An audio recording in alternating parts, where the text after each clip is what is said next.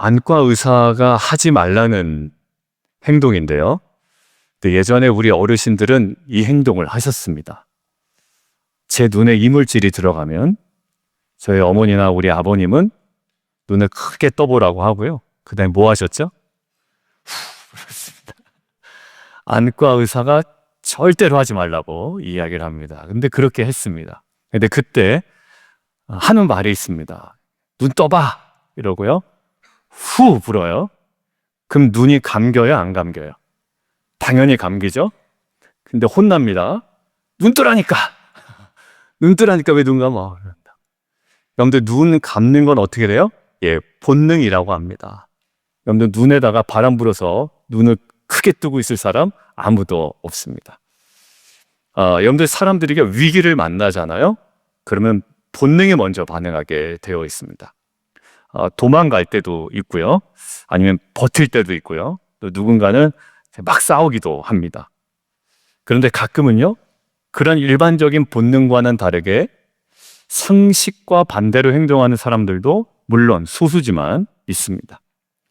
그런데 모두가 흩어지는데 벌벌 떨면서 누군가는 자꾸 모입니다. 누군가는 막 달려가는데요. 누군가는 갑자기 멈춰 섭니다. 누군가는 자기 살 길을 막 찾아 나서는데 누군가는 자꾸 남을 설렙니다. 여러분들 우리 광고 카피 보셨죠? 모두가 예라고 할 때 누구요? 아니라고 합니다. 모두가 아니라고 할 때 예라고 합니다. 여러분들 왜 그런 선택을 과연 할까라는 거예요. 그리고 무엇이 그 사람을 그렇게 움직일까라는 겁니다.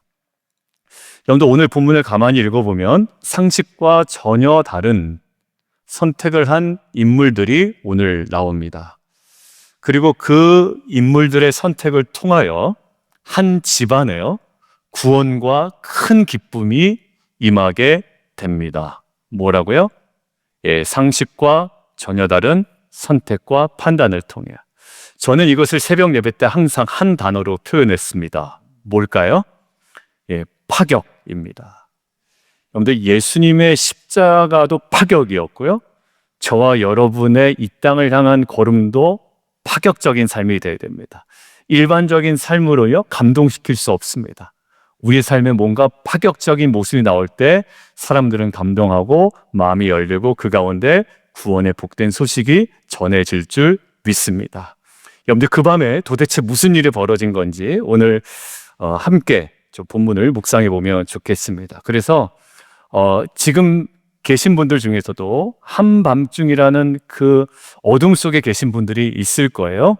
근데 그곳에서 새롭게 여시고 또 새롭게 드러내시는 그 구원과 회복의 길을 우리 함께 경험하고 또 그 길을 개척해 나가기로 결단하는 오늘 귀한 예배 되기를 주님의 이름으로 축원드립니다. 자, 오늘 첫 번째 구원의 길은 어떤 길인가, 어디서부터 시작되는가 함께 좀 읽겠습니다. 자, 시작. 여러분들 오늘 본문의 배경은요, 다른 게 아니라 감옥입니다. 그리고 시점은 어느 시점이에요? 대낮이 아니라 한밤중입니다. 가장 어두운 시간이고요. 그리고 가장 지친 시간입니다. 우리들에게도 또 성도님들 각자에게도 그리고 우리 교회에게도 사실 이러한 영역들이 있습니다. 때로는 어두운 시간, 조금은 지친 시간. 그런데요, 바울과 실라는 그 시간에 지금 무엇을 하냐면 이렇게 행동합니다. 지쳐 있어요. 어둡습니다. 그런데 이렇게 행동하더라고요. 같이 한번 읽습니다. 시작.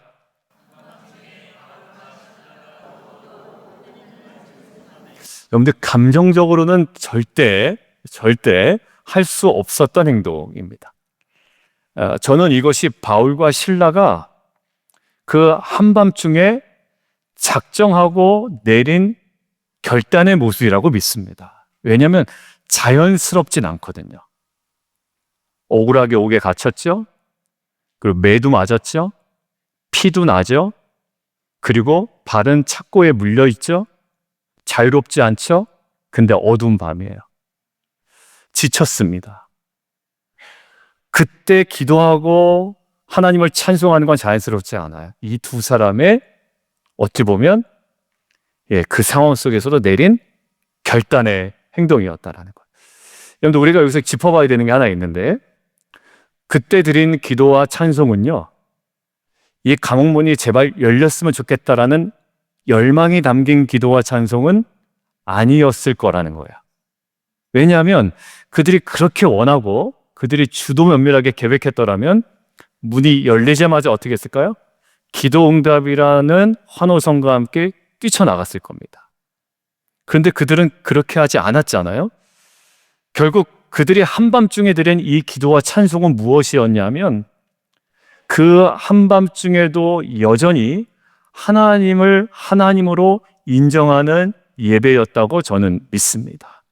무엇을 바랬다기보다 이렇게 지치고 어두운 한밤중에도 그래도 하나님은 하나님이십니다 라는 그들의 신앙 고백을 담은 진정한 예배였다라는 거예요. 여러분들 하나님이 하시는 일을 보면 종종 그렇습니다.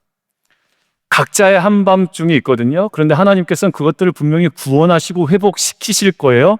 근데 그 모든 과정 중에 가장 먼저 누구를 세우시냐면 그 상황 가운데는 누군가를 뽑으셔서 예배자를 세우십니다. 여러분들 가정의 구원이 필요합니다. 그리고 가정의 회복이 필요합니다.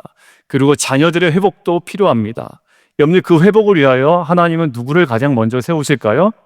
그것이 아내이든지 간에 남편이든지 간에 자녀이든지 간에 예배자가 먼저 세워지고 그 예배자를 통하여 드린 그 예배를 통로 삼아 하나님께서 구원과 회복의 길을 그 가정 속에 그 공동체 가운데 이루어 가시는 줄 믿습니다. 여러분들 이러한 예가 역대하 20장에 있는데요. 남유다, 이제 성경 공부하신 분들 잘 알죠? 남유다 분열왕국의 네 번째 왕이 누구라고 했습니까? 네 번째가 여호사밧이에요. 여호사밧 왕이요. 그때 통치하고 있을 때 굉장한 위기가 닥쳐옵니다. 모압과 암몬, 지금으로 따지면 암만, 요르단, 그 모압과 암몬의 연합군이 쳐들어오는 거예요. 근데 병력은요 엄청 많아요. 기세는요 요르단 쪽이 훨씬 높습니다. 그러니까 지금 여호사밧에게는 지금 이것이 어떤 상황이냐면 전략상 패배가 확실해 보이는 가장 어두운 한밤중이 되는 거죠. 자, 그런데 결과는 어땠냐면 결과는 대승을 거둡니다. 자, 어떻게 된 일일까요? 하나님께서 여호사밧에게 군대보다 찬양대를 먼저 세우도록 하십니다. 그리고 여호사밧은 그 말씀을 듣고 찬양대를 세워서 대오를 정렬하고, 성경에 보면 대오를 정렬하고 거룩한 옷을 입히고 그들로 하여금 찬송하게 하는데 그 찬송의 내용이 우리가 승리하게 해 주십시오가 아니라 아까 옥문이 열리게 해 주십시오라는 바람이 아니라 그럼에도 하나님은 하나님이신다라는 온전한 예배였을 가능성이 높다라고 얘기했잖아요. 그들의 고백이 뭐였냐면 대오를 갖추고 거룩한 옷을 입고 이렇게 합니다. 여호와께 감사하세 그의 인자하심이 영원하도다. 여러분들 오직 하나님이 어떤 분이신지에 대한 예배와 찬양을 하게 되는 거야. 구체적으로 이기고 싶었겠죠? 그러나 예배는 그런 거예요. 이 어두운 상황 가운데 하나님은 하나님이십니다. 여호와께 감사하세 그의 인자하심이 영원하도다. 한밤중에 하나님께서 그 공동체에 무엇을 세우세요? 예배를 세우신단 말이에요. 여러분들 그 다음에 어떤 일이 벌어졌을까요? 한번 읽어보겠습니다. 자, 시작. 암몬 자손과 모압과 세이살 주민들을 치게 하심으로 그들이 패하였으니 그들이 서로 쳐 죽였더라. 결국 하나님 일하시는 거 보세요. 공동체 안에 예배자를 세우시죠. 그리고 그 예배자의 예배를 통해서 회복과 승리를 허락해 주시고 있더라는 거예요. 여러분들 찬양과 예배는요 무력하고 정말 할 일 없는 인간들이 어쩔 수 없이 해야만 하는 현실 도피적인 행동이 아니라 한밤중에라도 가장 먼저 하나님의 주권을 바로 세우는 신앙의 고백인 줄 믿습니다. 여러분들 의사도 가만히 보면요 중환자실에 있는 응급실 의사든지 아니면 거기서 정말 촉각을 다투는 그 의사들의 행동을 가만히 보면 가장 먼저 확인하는 것이 있습니다. 뭘까요? 그 사람의 근육 만져보지 않습니다. 몸이 얼마나 좋은지, 허벅지의 근육이 얼마나 탄탄한지 만져보지 않아요. 가장 먼저 하는 것이 뭐냐면 바이탈 사인이에요. 우리 간호사 분도 계시지만 바이탈 사인 체크합니다. 온도가 얼마인지, 맥박은 얼마인지, 혈압은 얼마인지요. 그리고요, 제일 먼저 중요한 거, 환자의 호흡을 체크하는 거예요. 여러분들 영양을 그때 막 공급하지 않아요. 더 중요한 건 뭐냐면 바이탈 사인이나 심장의 리듬과 호흡이 무너지잖아요. 그럼 어떻게 해요? 아무리 근육질의 남자라도 그 호흡의 리듬이 무너져 내리면 온몸이 다 무너지기 마련입니다. 여러분, 그렇기 때문에 마찬가지예요. 한밤중에 예배는 뭐냐면 우리의 인생의 모든 리듬과 영적인 호흡을 다시 하나님께 맞추고 소생하며 회복하고 구원받는 놀라운 길인 줄 저는 믿습니다. 구원의 길은요, 우리 안에 무엇이 회복이 돼야 된다고요? 하나님이 하나님이심을 가장 어두운 밤중에서도 우리가 회복해 나갈 때 그 예배를 통하여 하나님께서 그 가정과 자녀와 공동체의 구원과 회복의 길을 하나하나 열어가실 줄 믿습니다. 그런데 쉽지 않아요. 한밤중에 딱 경험하잖아요? 짜증부터 내요. 막 짜증내요. 나는 왜 이렇게 인생이 한밤중이냐. 짜증내요. 물론 분노할 수 있고 짜증낼 수 있고 우리의 연약함이에요. 쉽지 않아요. 그런데 사도 바울과 실라가 우리에게 분명하게 보여주는 한 그림이 있었단 말이죠. 여러분의 한밤중은 뭡니까? 사업이 흔들릴 때도 한밤중이에요. 건강이나 관계들이 쉽게 회복되지 않을 때 한밤중입니다. 그래서 갱년기는요, 갱년기 무섭더라고요. 갱년기 무서워. 저는 여성들 갱년기를, 남자도 갱년기 있다고 하는데 좀 차원이 다른 것 같고, 여성 갱년기를 그냥 그런가 보다 라고 했는데, 물어봤어요. 챗GPT한테도 물어보고. 근데 그게 정말 잘 다뤄야 되는 것이고요. 제 아내도 갑자기 제가 깜짝 놀란 지점이 있었습니다. 구체적으로 말씀을 안 드릴게요. 제가 이거 지금 설교에 온 게 없는 거라. 근데 그 갱년기 얘기를 저한테 하더라고요. 근데 제가 운전하고 오는 동안에 아무 말도 못했어요. 뭘 하면 난리가 날 것 같은 거예요. 여성분들 갱년기 아직 안 오신 분들을 둔 남편분들 있죠. 준비하세요. 지금부터 공부하시고 준비하셔야 돼요. 진짜 준비 잘 하세요. 그런데 그런 어둠이 갑자기 올 때도 있어요. 한밤중이 될 때가 있습니다. 그런데 그때 하나님께서 우리에게 뭐라고 물어보시냐면 그 한밤중에 예배할 수 있겠느냐라고 물어보시는 거예요. 오늘 교회적으로도 여러 가지 상황들과 조건들이 뭐 아시는 분들 아시겠고 조금 더 세밀하게 잘 조정이 돼야 됩니다. 또 다음 주에 미팅이 있고 그 다음 주에도 우리가 좀 만날 예정이고 또 목사님과는 또 3월 10일 날 또 미팅이 있어요. 중요한 건 아니지만 중요해요. 그러니까 여러분들 계속 기도해 주세요. 그렇기 때문에 빛과 소금 교회도 그렇고 그리고 저와 여러분의 가정도 붙들어야 될 첫 번째는 뭘까요? 인생의 어두운 밤이 몰려왔을 때 바로 예배인 줄 믿습니다.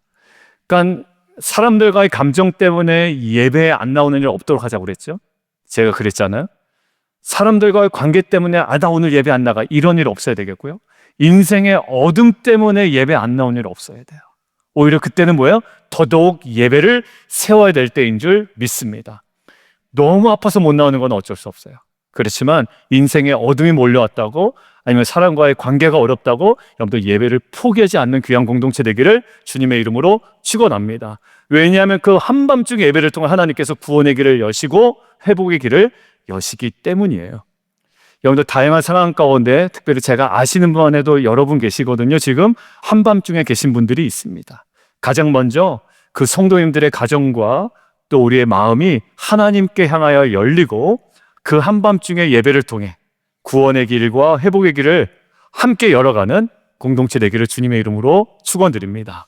자, 두 번째는요. 한밤중에 이제 예배가 드려졌잖아요. 근데 그 예배를 통해 하나 중요한 것들을 드러내십니다. 예배는 시작됐고 뭔가를 드러내세요. 함께 읽겠습니다. 자, 시작. 제가 원래 잡은 거는 길어서 삭제했어요. 자막을. 구원의 길은 열린 문이 아니라 멈추는 순종에서 드러납니다. 라는 거예요. 자, 그들이 기도했죠. 찬송했죠. 어떤 일이 벌어졌나요? 결박이 풀리고 감옥의 문이 열렸어요. 자, 근데 뛰어가요? 안 뛰어가요.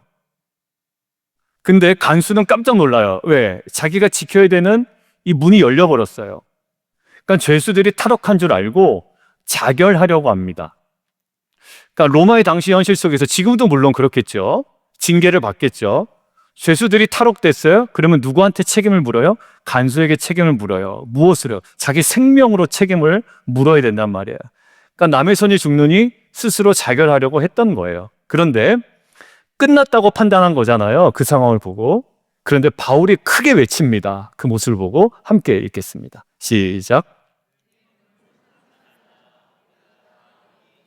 예, 오늘 본문에 어떻게 보면 제가 느끼기에는 가장 충격적인 장면이에요. 문은 열렸잖아요. 아무도 나가질 않아요. 하나님이 여신 문은요, 지금 어떤 상황이라고 인식이 됐냐면 지금 빨리 나가라고 열어주신 문이 아님을 사도 바울과 실라는 감지했던 모양이에요. 그리고 그들은 그렇게 기도했어요. 문 열어달라고 기도하지 않았던 것 같아요. 지금 하나님께서 여신 문은요, 1차적으로 감옥 문이 열렸지만 사도 바울과 실라에게는 어떤 문이 열리기를 지금 멈춰섰냐면 간수와 그 뒤에 있는 가족들을 구원하시기 위한 하나님의 길이 아닐까 하는 그 생각 속에 멈춰섭니다. 여러분들, 사도 바울의 지금 믿음은 어떤 믿음이냐면 내가 살았다라는 탈출로 증명하는 믿음이 아니고요, 저 사람을 살리기 위한 멈춤이라는 행위로 믿음을 드러내고 있다는 거예요. 여러분들, 우리는 어디서 살아났다가 우리의 간증이잖아요. 근데 나는 살아날 수 있었지만 멈춰서서 이 사람을 살린 것이 저와 여러분의 이 센터빌에서의 믿음이 되어야 될 줄 믿습니다. 여러분들, 센터빌 와서 여러분들 사업도 잘 되면 좋겠고요. 여러분들의 모든 일정도 잘 풀렸으면 좋겠고요. 여러분들의 자녀도 잘 됐으면 좋겠지만 우리들이 열린 길로 잘 걸어갔다가 우리의 최종적인 간증이 아니라 우리의 수많은 열림에도 우리가 잠시 멈춰서서 보니 그 영혼들의 애통함이 보였고 그 사람들을 살리기 위한 우리의 멈춤이 있었다라는 것이 우리 빛과 소금 공동체의 믿음의 증거가 되기를 주님의 이름으로 축원합니다. 여러분들, 누가복음 10장 선한 사마리아인이라는 비유가 있어요. 잘 아시죠? 강로 만난 사람이 여기 쓰러져 있습니다. 그런데 제사장도 지나가요. 그리고 레위인도 지나갑니다.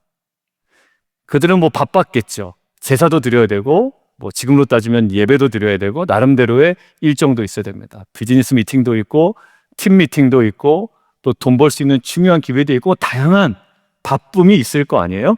자, 그런데 사마리아인의 특징이 뭘까요? 멈췄어요. 여러분들, 그 멈춰섰던 사마리아인을 통해서요, 강도 만나자가 어떻게 되나요? 회복을 경험하기 시작합니다. 사랑하는 성도 여러분, 저와 여러분의 멈춤을 통해 이 복음이 누군가에게 흘러가기를 주님의 이름으로 축원합니다. 여러분, 교통사고 현장 아시죠? 미국의 교통사고 현장에서 누군가 멈춰서서 911에게 연락을 하면 그 사람 살 수 있습니다. 근데 슬쩍 보니까 우리 가족이 아닌 것 같고요, 나랑 상관없는 것 같아요. 그게 마지막 지나치는 목격자였다면 그 사람은 죽습니다.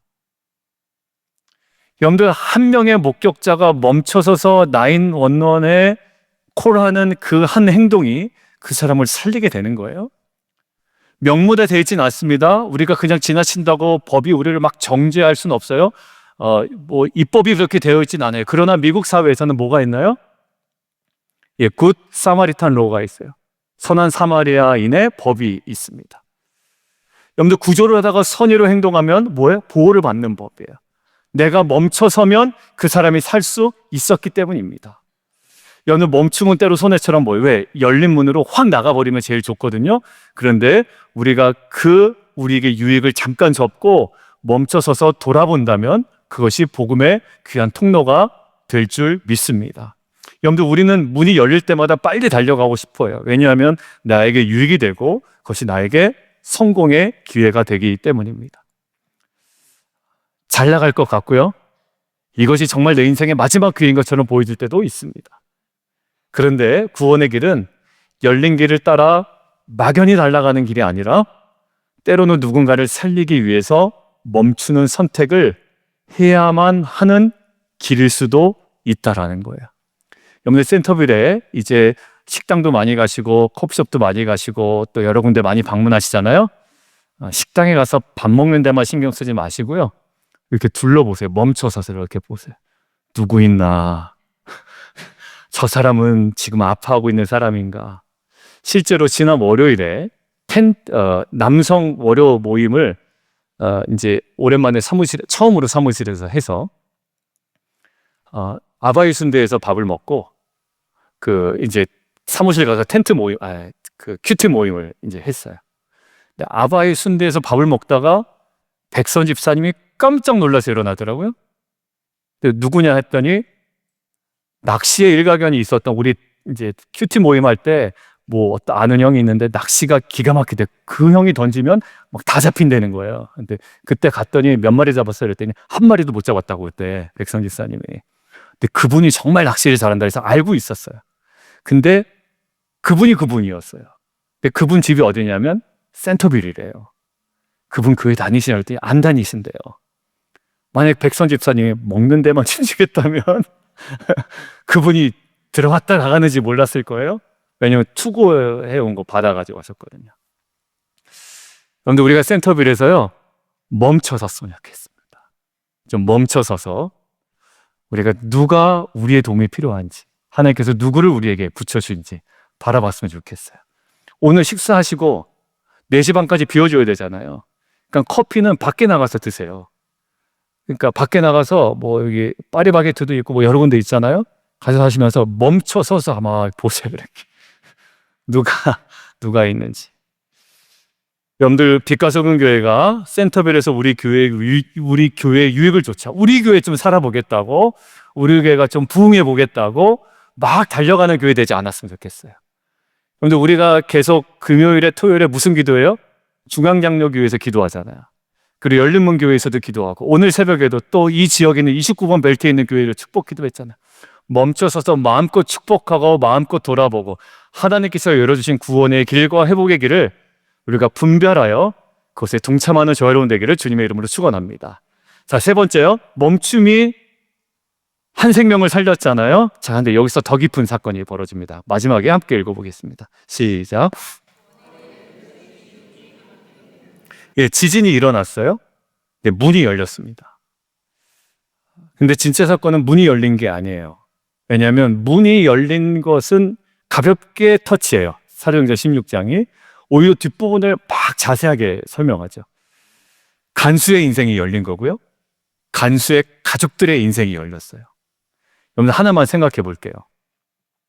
저와 여러분의 센터빌에서의 멈춤이 중요하다라는 만약에라는 조건을 한번 던져볼게요. 만약에 바울과 실라가 문이 열려서 옳다구나 하고 쌩 하고 나갔다고 한번 생각을 해보세요. 그러면 간수는 어떻게 돼요? 자결했죠? 그러면 간수의 가족들은 어떻게 됩니까? 장례식 치러야 되는 거예요. 여러분들, 바울과 실라의 잠깐의 멈춤이 어떻게 되냐면 간수의 구원의 길을 열고 간수와 간수의 가족의 구원의 길을 활짝 열어봤어요. 그가 제일 먼저 물어본 게 뭔지 아세요?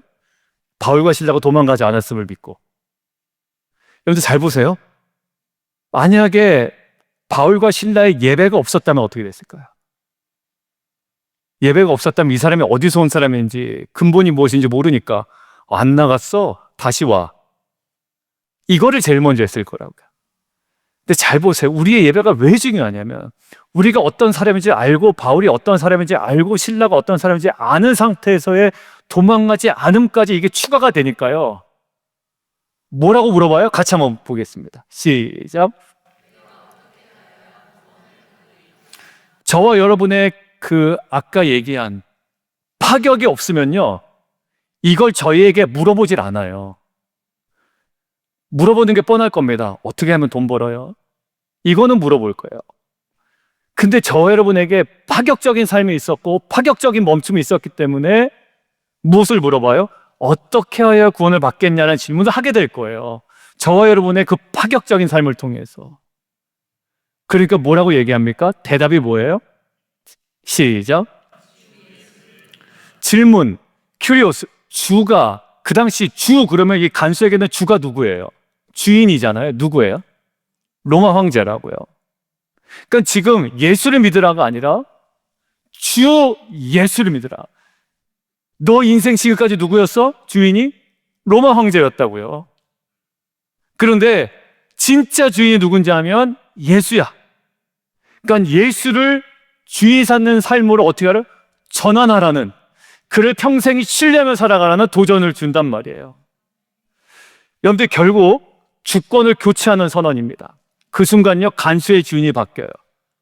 그런 고백이 없잖아요. 근데 간수의 주인이 바뀐 게 여러분들 요 모습에서 나옵니다. 여러분들 성경을 제가 일부러 자막을 안 넣었는데 16장 33절 보세요. 그전에는 간수의 손이 뭐 하는 손이에요? 죄수들을 감금하는 손이고요, 착고를 묶는 손이었어요. 근데 33절, 그 밤 그 시각에 간수가 그들을 데려다가 그 맞은 자리를 씻어주죠. 어제까지는 죄수들을 묶던 소리인데요, 오늘 주인이 바뀌고 나니까요 바울의 상처를 씻는 손이 됩니다. 어제까지 감시하던 사람이었어요. 그런데 오늘은 섬기는 삶이 됩니다. 여러분들 직업을 바꿨나요? 아니요, 직업 바꾸지 않았습니다. 직업 그대로인데요, 감옥이라는 상황도 동일한데요, 모든 게 달라졌어요. 직업도 그대로고 상황도 그대로인데요, 모든 게 달라졌어요. 왜요? 간수의 삶의 주인이 바뀌었기 때문에 그렇습니다. 여러분 삭개오 기억나시죠? 직업 뭐예요? 세리예요. 근데 예수를 주로 영접한 날 직업은 그대로거든요. 직업을 바꾸지 않았어요. 아마 그 이후에도 직업 바꾸지 않았을 거예요. 그런데 직업을 바꾸지도 않았는데 그날 변화가 일어납니다. 어떤 변화요? 함께 읽어보시죠. 시작. 직업은 그대로인데요, 인생의 주인이 바뀌었어요. 그래서 돈을 쥐고 있던 손이 이제 착취하던 손이 나누는 손으로 바뀌게 됩니다. 여러분들 그때 주님이 뭐라고 얘기하시는지 아세요? 착하다 이게 아니에요. 한번 읽겠습니다. 시작. 밑에요. 시작. 여러분들 세리라는 직업을 바꿔야지 구원받는 게 아니에요. 그냥 구원이 임한 거예요. 왜요? 주인이 바뀌었기 때문에 그렇습니다. 여러분들 구원은요 구체적인 직업을 이동해야 되는 것은 아닙니다.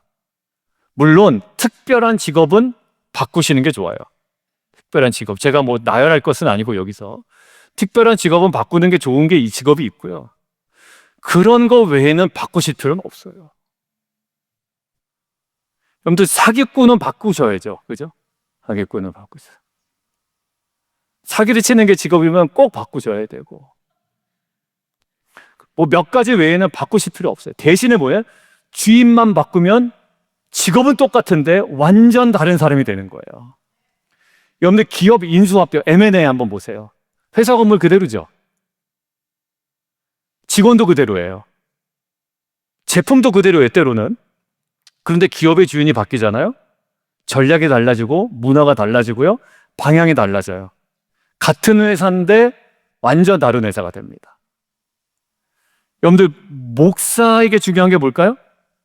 목사라는 타이틀이 중요한 게 아니라 그 목사라는 사역을 할 때 주인이 제대로 바뀌면 다행이고요, 아니면 성도들 고생하고 교회 고생하는 거예요. 저를 불쌍히 여기시고 기도해 주시면 좋겠습니다. 저 목사 주인 바뀌지 않게 하여 주시옵소서, 이렇게 기도해 주셔야 돼요.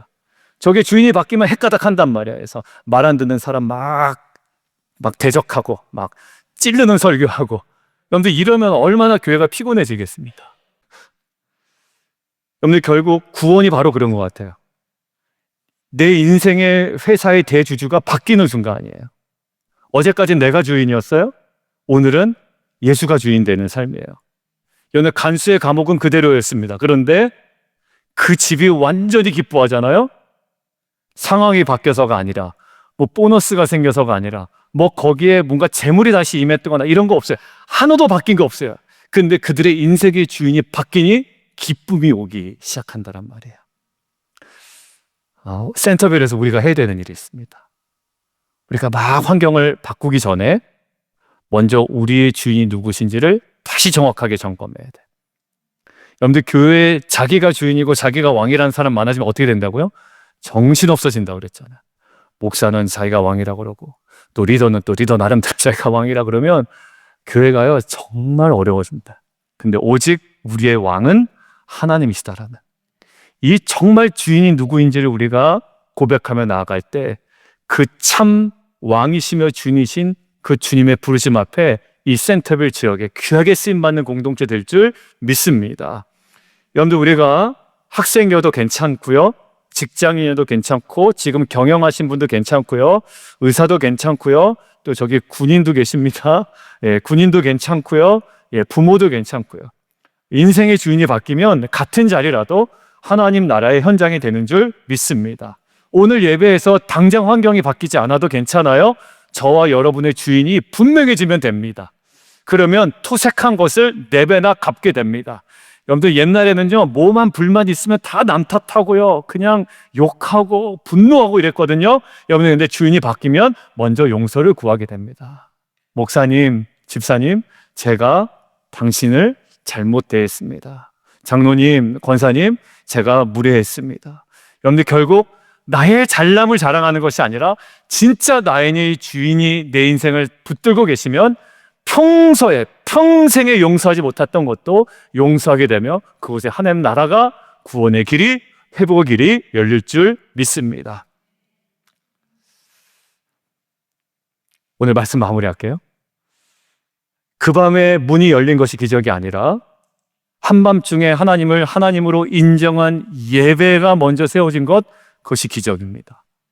여러분들의 가정 속에 자녀의 기도 제목 응답받는 것이 기적이에요. 그렇지만 그보다 더 큰 기적은 자녀가 그 기도 제목을 가지고 하나님 앞에 간절히 나아가고 응답 이후에도 하나님이 하나님인 것들을 붙들고 예배자를 놓치지 않는다면 그것이 더 큰 기적 아니겠어요? 저는 많이 봤습니다. 기도 응답 받고 다시 옛날로 휘르륵 돌아가는 거 많이 봤어요.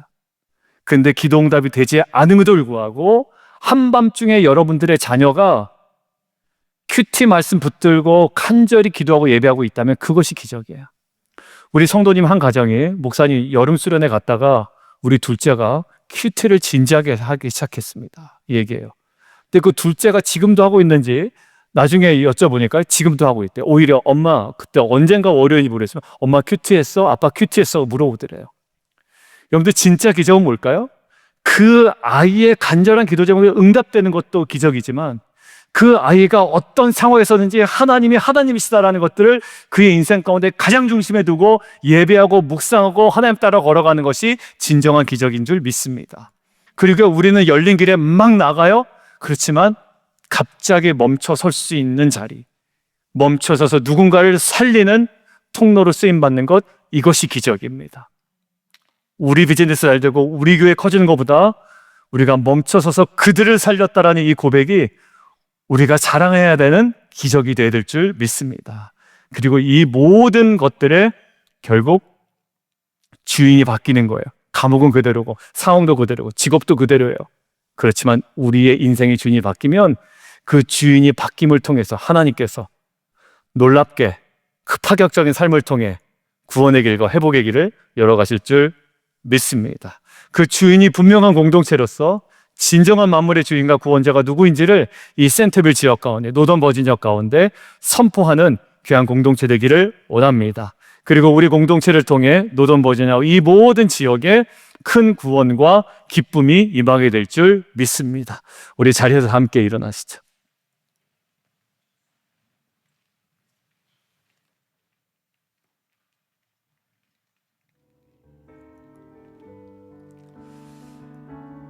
여러분들, 예배 이후에 기도 시간이 매우 중요합니다. 그리고 금요 성령 집회, 또 새벽 예배 시간에도 요즘에 기도를 좀 길게 하고 오래 하는데요. 이원식 회장님 오셔서 마지막 그 기아대 채기를 위한 기도하실 때 너무 감사하셨다고 말씀하시더라. 또 오늘 기도도 하나님이 하나님이신 것도 우리가 온전히 선포하며 기도할 때 여러분들이 묶인 것들을, 환경들이 지금 당장 하나님께서 원하시면 풀리게 될 줄 믿습니다. 제가 금요 성령 집회 마무리 기도할 때 병든 자들 위해서 기도하고 다 기도하죠. 저에게 지금 마음이 있는데요. 비엔나 있을 때부터. 그런데 이번에 전도훈련, 교단 전도훈련 갔는데 도전하시더라고요. 목사님들, 교회에서 교회의 탁월한 치유와 회복과 이 모든 눌림에서 벗어나는 그 기도를 하시라는 거예요. 그래서 제가 속으로 아멘 됐습니다. 아멘. 제가 원래 그렇게 하려고 마음먹었고 하고 있었습니다. 오늘도 그런 마음으로 우리가 찬양하고 기도했으면 좋겠는데, 오늘 말씀과 연관되는 찬양이 뭘까 고민하다가 떠오르질 않아요. 그런데 결국 이것은 구원의 길이잖아요. 여러분들, 우리가 그 길이 뭐냐면요, 파격이라고 그랬잖아요. 어두움 가운데 막 난 원망하기 쉬워요. 그런데 거기서 하나님이 하나님심을 예배하는 거예요. 파격이죠. 길이 열려 있어요. 근데 멈춰선 파격이에요. 내 맘대로 하고 싶단 말이죠. 근데 하나님이 내 인생의 주인으로 바뀌어요. 저는 이것이 십자가의 길이라고 믿습니다. 하나님께서 우리에게 원하시는 건요, 남들이 하는 대로 그대로 하기를 원하지 않으세요. 그리고 세상은 우리의 파격적인 삶을 통해 물어볼 거예요. 내가 어떻게 하여야 구원을 받겠습니까? 그 질문이 그 지점에서 나오게 되는 줄 믿습니다. 여러분들, 우리 함께 하나님의 사랑이 우리와 함께 합니다. 그 십자가의 길을 걷는 자에게 함께 합니다 라는 마지막 후렴과 함께 그 사랑이 어디서부터 왔는지 우리의 고백으로 올려드리는 이 찬양 함께 했으면 좋겠습니다. 두 곡이 연결되어 있습니다. 함께 찬양하겠습니다.